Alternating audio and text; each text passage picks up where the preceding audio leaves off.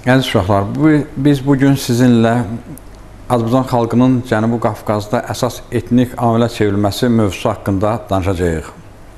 Yadınızdadırsa, biz istər 6-cı sinifin, istərsə 7-ci sinifin Azərbaycan tarixinin dərsliklərini keçərkən burada gedən, Azərbaycanda gedən etnik proseslər haqqında danışmış, məsələlərə toxunmuşduq. Və həmin dərsliklərin öyrənilməsi zamanı siz artıq bilirsiniz ki, Azərbaycan ərazisində hələ antik dövrdən, qədim dövrdən türk dilli tayfalar yaşamağa başlamış, bu ərazilərin əsas etnik amilinə çevrilmişlər. Yəni, bu faktlar bir daha sübut edir ki, Səlcuq axınlarından və Böyük Səlcuq İmperatorluğunun yaranmasından xeyli əvvəl Azərbaycan ərazisi qədim türklərin, Oğuz türklərinin vətəni olmuş və burada türkçülük amili öz inkişafının yüksək mərhələsinə gəlib çata bilmişdi. Vahid Azərbaycan xalqının formalaşması, onun Cənubi Qafqazın əsas etnik amilinə çevrilməsi prosesinə erkən orta əsrlər dövründə Azərbaycan torpaqlarının əvvəlcə Sasani, sonra isə Ərəb xilafətinin tərkibinə daxil olması da təsirini göstərmişdi. Təxminən 600 il davam edən bu müddət ərzində Azərbaycan torpaqları vahid dövlətin tərkibində idi. Bu, Azərbaycanın ayrı-ayrı hissələri arasında etnik, mədəni, siyasi, iqtisadi əlaqələri gücləndirmiş və Azərbaycan xalqının formalaşması prosesini daha da sürətləndirmişdi. Bu prosesin gedişində həm türk tayfaları, həm də qeyri-türk tayfalar qaynayıb qarışmış və vahid xalq yaratmışlar. Nəzərinizə çatdırım ki, Azərbaycan ərazisində istər Sasani İmperiyası dövründə, istərsə də Ərəb xilafətinin hakimiyyəti dövründə gedən azadlıq hərəkatı da burada yaşayan müxtəlif tayfaları, xalqları birləşdirir, konsolidasiya edir və onların vahid xalq kimi formalaşması prosesini sürətləndirirdi. Bilirsiniz ki, Səlcuq türkləri uzun müddət Anadolunu ələ keçirmək, burada möhkəmlənmək uğrunda mübarizə aparmışlar. Bu prosesin gedişinə Azərbaycan ərazisi çox ciddi təsir göstərmişdir. Yəni, uzun müddət Azərbaycan torpaqları Anadolunu ələ keçirən və burada möhkəmlənməyə çalışan Səlcuq türkləri üçün bir növ arxa cəbhə rolunu oynamışdı. Bu isə, yenə dediyim kimi, etnik proseslərə ciddi təsir göstərməyə bilməzdi.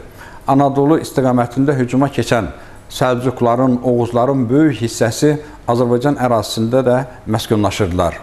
Ümumiyyətlə götürdükdə Azərbaycanda etnik proseslər Səlcuqlara qədər də sürətlə getmişdi. Yəni biz konkret olaraq göstərə bilərik ki, Səlcuq hücumları ərəfəsində Azərbaycan xalqının formalaşması prosesi artıq başa çatmaq üzrə idi. Səlcuq hücumları isə bu prosesin başa çatmasında çox mühüm rol oynadı.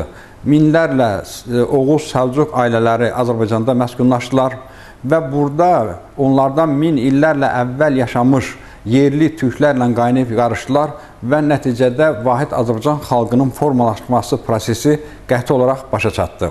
Əslinə qalanda Azərbaycan xalqının formalaşmasının başa çatması yalnız Azərbaycan üçün deyil, bütün yaxın və orta şərq üçün mühüm əhəmiyyətli hadisəyə çevrilmişdi.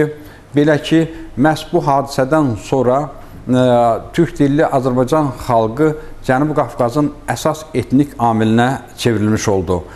Bu proses, yəni türk dilli Azərbaycan xalqının formalaşmasının başa çatması prosesi Cənubi Qafqazda, Ön Asiyada gedən proseslərlə sıx bağlı idi və ona çox ciddi təsir göstərirdi. Nəzərinizə çatdırım ki, Səlcuq yürüşləri ərəfəsində Azərbaycan ərazisinə, Cənubi Qafqaza dair xristian dövlətlərinin, xüsusilə Bizansın, onun əlaltıları olan erməni gürcü feodallarının öz planları var idi. Bu planlar Cənubi Qafqazdan türk-müsəlman faktorunu sıxışdırıb çıxarmaqdan ibarət idi və bu ərazilərin xristian dövlətlərinin tərkibinə qatılmasını nəzərdə tuturdu. Səlcuq axınlarının güclənməsi və vahid Azərbaycan xalqının formalaşması prosesi həmin ərazidə, yəni Cənubi Qafqaz ərazisində xristian dövlətlərinin mövqeyini gücləndirmək planlarını pozdu. Onların bu əraziləri ələ keçirməsinə imkan vermədi.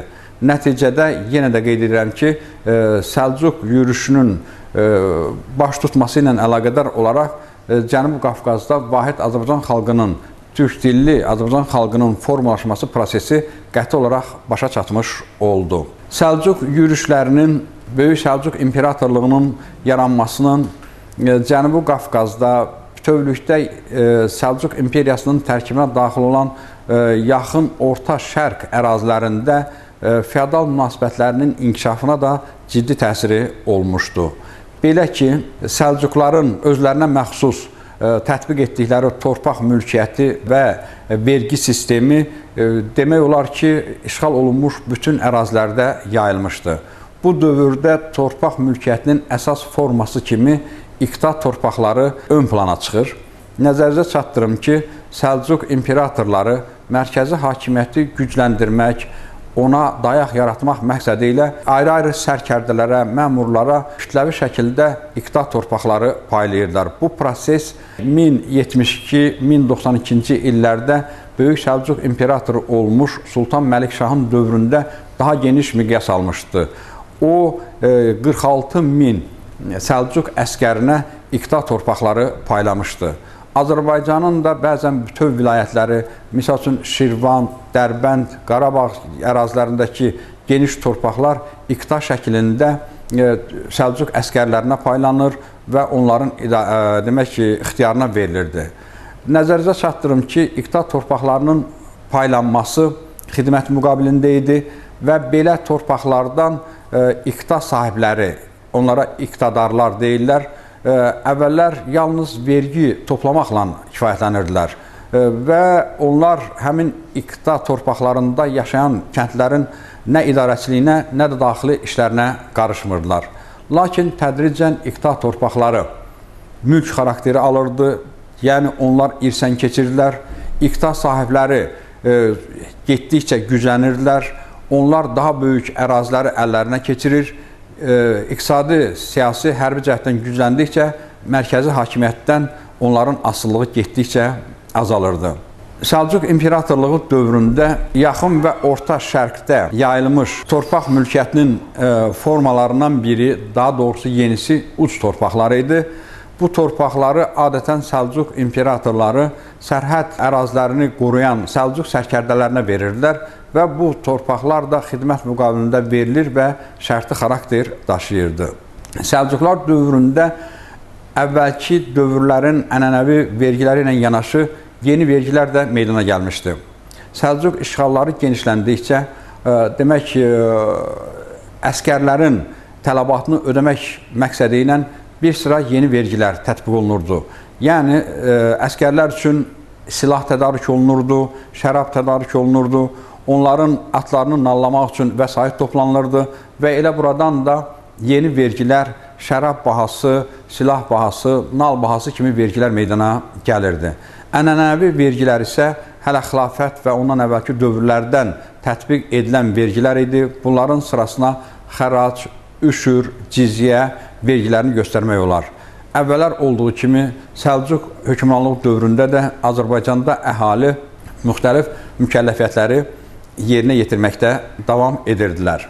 Əvvəlki dərslərimizdə qeyd elədik ki, Səlcuq imperiyası çox böyük əraziləri əhatə edirdi.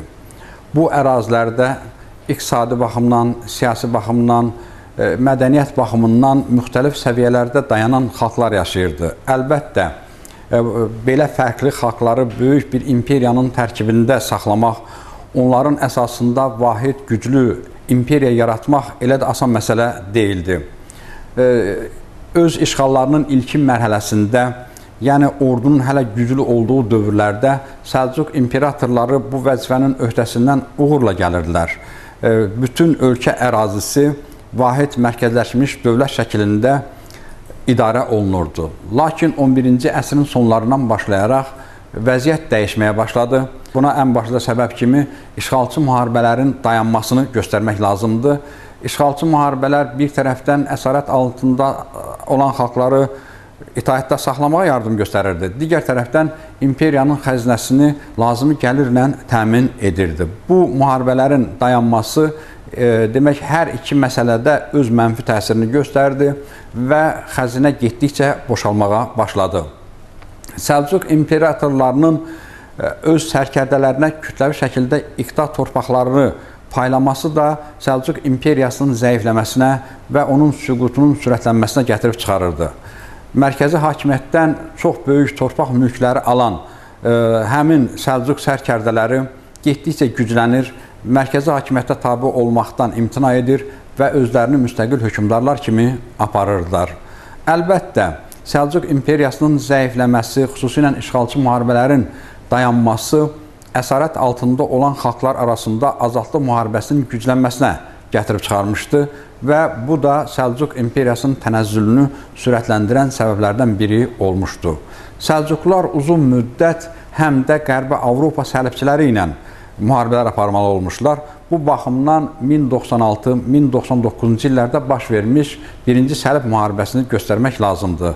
Bilirsiniz ki, bu səlib müharibəsinin ilkin mərhələsi səlibçilərin üstünlüyü şəraitində keçdi və səlibçilər Aralıq dənizinin şərq sahillərində yerləşən və Səlcuqlara böyük gəlir verən bir çox liman şəhərlərini ələ keçirdilər. Burada xristian dövlətlərini yaratdılar. Bu isə Səlcuq imperatorluğunun Qərbi Avropa ilə ticarət əlaqələrinə zərbə vurdu və onun gəlirlərini xeyli azaltmış oldu.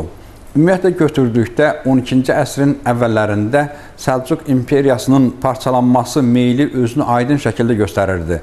1118-1157-ci illərdə hakimiyyət başında olmuş sonuncu Səlcuq imperatoru Sultan Səncərin dövründə dövlətin parçalanması prosesi sona çatdı. Bu dövrdə faktiki olaraq Səlcuq imperatorluğu süqut etdi. Onun ərazisində yeni dövlətlər meydana gəldi.